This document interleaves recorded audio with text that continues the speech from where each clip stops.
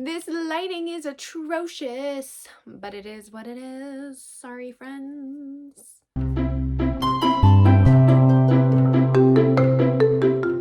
Hello, my sweet angels. It's your girl Jay, and today I am here with my July and August wrap up. I did not get a chance to film my July wrap up because it was a crazy month of trying to get this house unpacked. But then in August, I got trapped in Punta Cana because of the Air Canada strike. So I'm finally home and I finally have a chance to film this. I was stuck there for like 13 days, which is all fun and games until Hurricane Erin decided to roll on up in there. But we're home, we're safe, we're good. I read a total of 6 books in July for a total of 11. Look at me doing some math. So without further ado, let us get started. Before we talk about the books though, I do have another pair of sunglasses from Firmoo. I work with them quite frequently and I adore their sunglasses, hence why I work with them quite frequently. They are turning 16, and so they are giving away free prescription eyewear to new users. So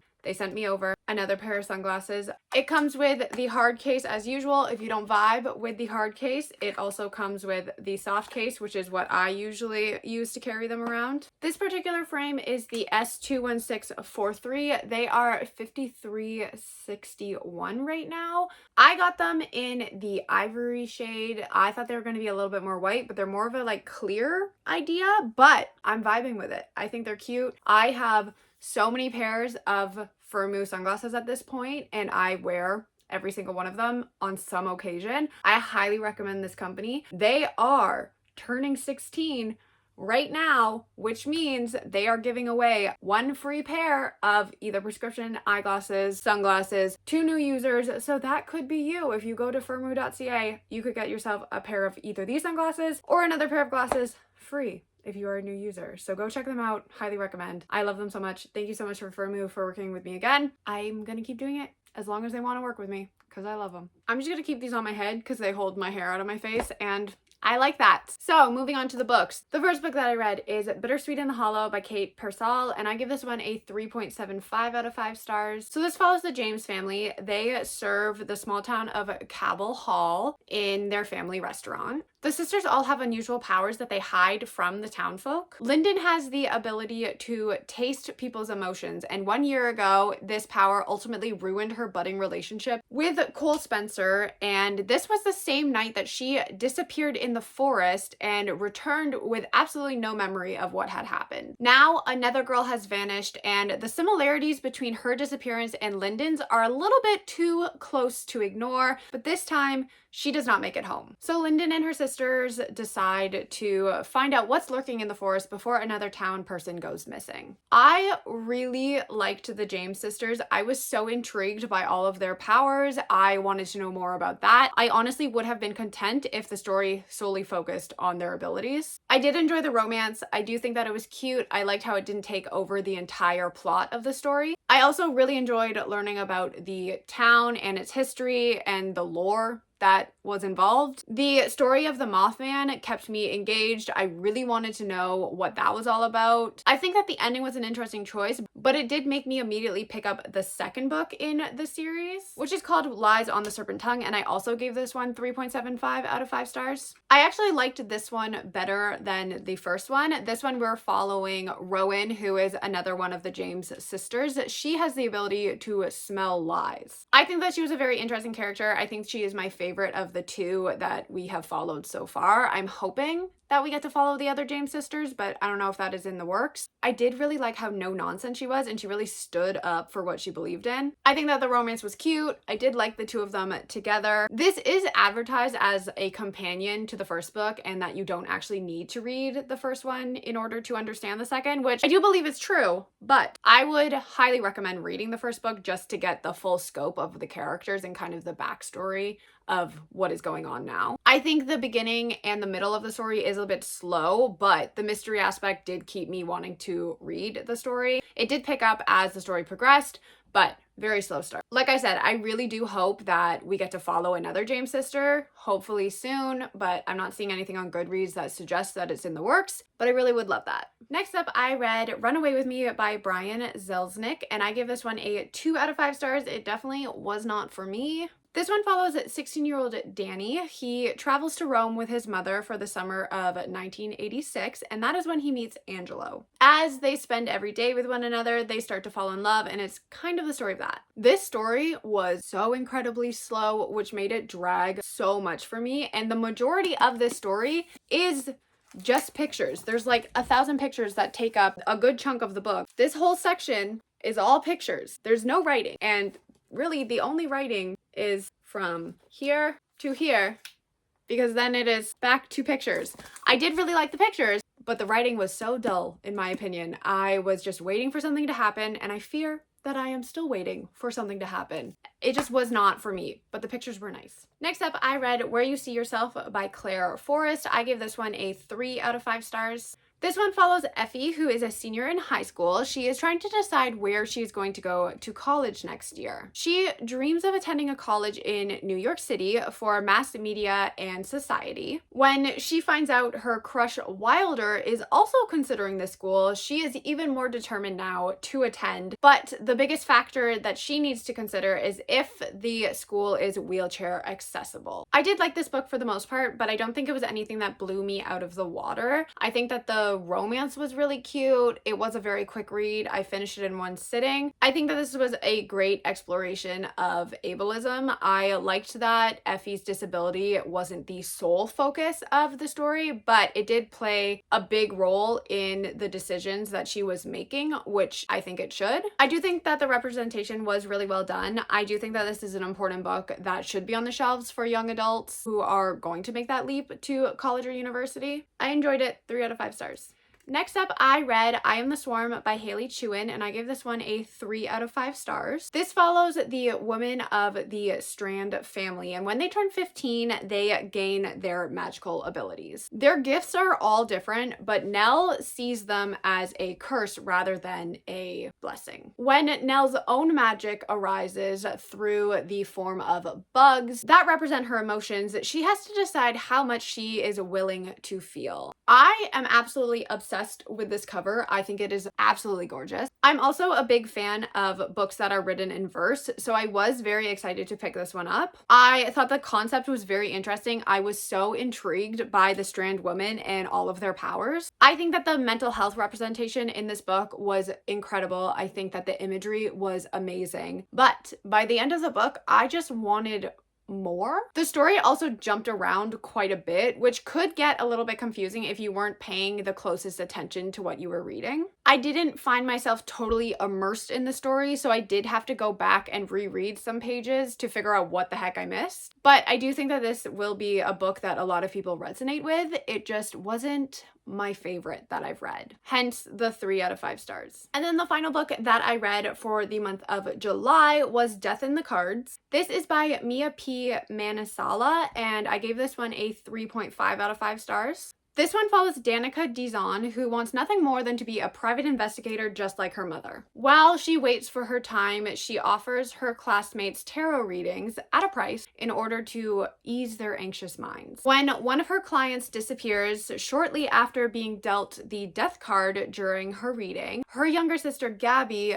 begs Danica to use her skills to find her sister. This was a really fun read. I really liked Danica's character. I think that her relationships with her friends and family were so fun to read about. The mystery was entertaining. I was invested in finding out what happened to Gabby's sister. I loved the tarot readings. I loved learning more about Filipino culture, especially all the yummy food descriptions. The ending was also a fun little surprise, so I definitely would be interested in picking up the second book if this does become a series. I gave it a 3.5 out of 5 stars. Now, moving on to August. The first book that I read in August was Night Swimming. This one is by Erin Starmer, and I gave this one a 2.75 out of 5 stars. This one takes place in the summer of 1994 when when Sarah and Trevor decide to make it their mission to swim across all of the pools in town at night in celebration of their upcoming high school graduation. Trevor hopes that this is the push that will get Sarah to kiss him, but then he tells his friends about their nightly missions,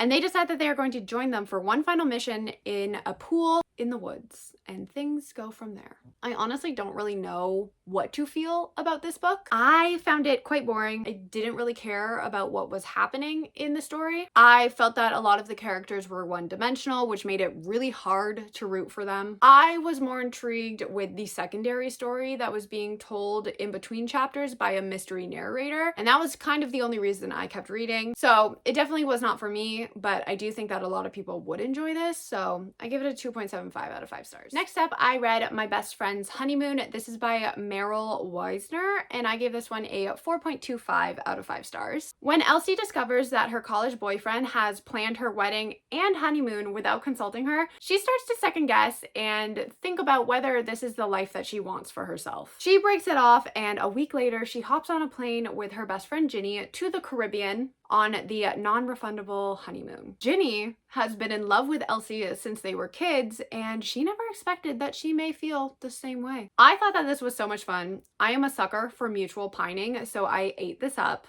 I'm also a big fan of Friends to Lovers, and this one had forced proximity as well as being sapphic, so I was sold. I really liked both Elsie and Ginny as main characters. I think that they had great chemistry together. I like that the sole focus of the story wasn't just Ginny and Elsie's relationship. It also had a heavy focus on Ginny and Elsie's personal growth as well. There were a lot of smut scenes back to back, so if that is not entirely your thing, maybe skip this one. I also was not the biggest fan of the third act breakup and the miscommunication in this, but I still really enjoyed the story. I gave it a 4.25 out of 5 stars. Next up, we have Obsession by Harley Beck. And this one is another one I gave 4.25 out of 5 stars. This is one that you definitely need to look up the triggers for if you are going to decide to read it, because it is a dark romance. It very much gave Joker and Harley Quinn vibes, and I was so here for it. It essentially follows a journalist named Savannah Campbell, and she gets the request from a serial killer named Robbie Hammond to be the final person to interview him for his life story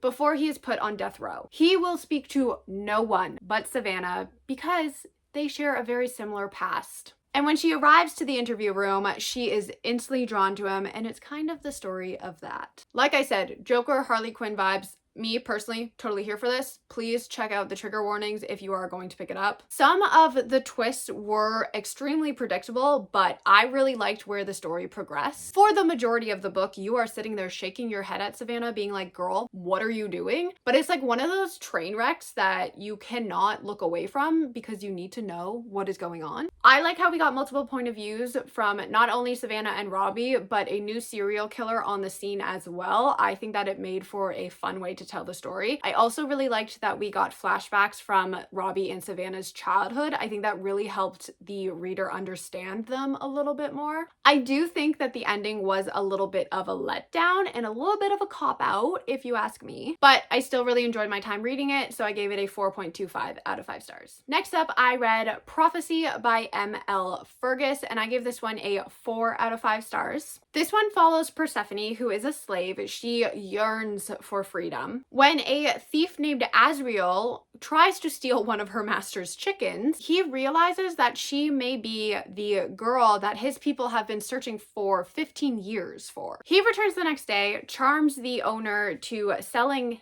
him Persephone, and they set off on this journey to try to fulfill the prophecy that will save the young king. I was instantly hooked on this story right from the prologue when we start to learn a little bit more about the prophecy that was foretold. I read this in such a short amount of time because I was thoroughly entertained throughout it. It was extremely fast paced. I needed to know what was going to happen, and I really, really loved Persephone and Azriel as main characters. They are both so snarky, and the banter in this is so well done. I also really liked how many animal companions Persephone had that helped her throughout her journey with Azriel. I also really liked that we got a point of view from the villain. I think that that really helped us understand the motivations behind what he was doing. I wish that we had gotten a point of view from Asriel though. I would have loved to see him pining over Persephone. Like I said, I am a big sucker for the pining. There is definitely a lot of unanswered questions that I am left with after reading this, so I am very, very intrigued to pick up the second book. I need to find a copy of it immediately. I gave this a 4 out of 5 stars. And the final book that I read for the month of August is Under the Neon Lights. This is by Ariel Vinson, and I gave this one a 3 out of 5 stars. This one follows 16-year-old Jalen. She spends every Saturday night at the local skating rink. One night there, she meets a boy named Trey, and they start to spend more time together. But when news that the skating rink is being shut down, she is absolutely devastated, and it's kind of the story of that. This is another novel written in verse. It flew by so incredibly quickly. This has a very heavy focus on community, and it also touches on gentrification as well. It also explored young love, absentee family members, and changing friendships. I thought that the romance was sweet. I think that it progressed very nicely. I was left wanting more from this story though, and I can't quite put my finger on what it is, hence the 3-star rating. All right, everybody, so those were the 11 books that I read throughout the month of July and August 2025. Let me know down below if you have read any of these books and what you thought of them, and I will see you all in my next video. Goodbye.